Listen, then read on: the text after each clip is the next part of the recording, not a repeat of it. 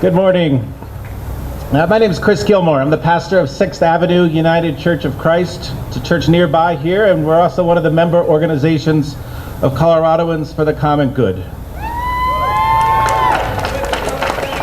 And I'm here this morning to lend my support and the support of many of my colleagues and let you know that you're supported by the members of our congregations, that we support the Public Employee Collective Bargaining Bill, and we urge our leaders to vote in support of its passage. Many people in our church communities are public service employees, nurses, teachers, paramedics, and they've shared their stories like we've heard today.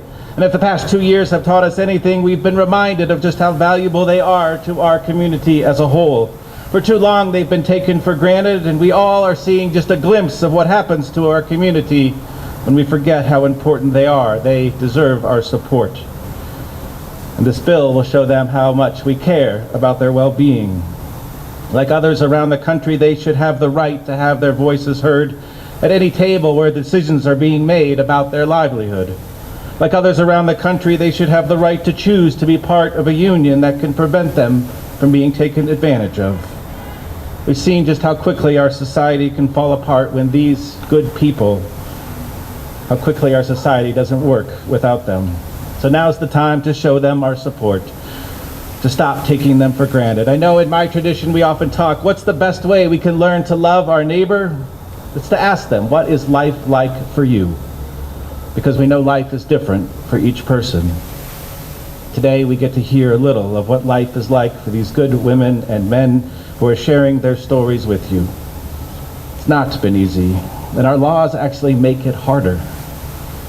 It's not easy to come forward and to tell us what they're seeing in Colorado's classrooms, in ambulances, in intensive care units, or on the front lines of responding to wildfires and other emergencies.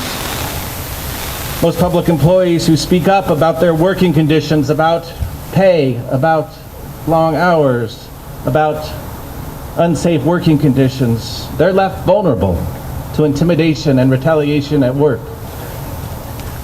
Our laws don't give them the protection they deserve, but they can and they should.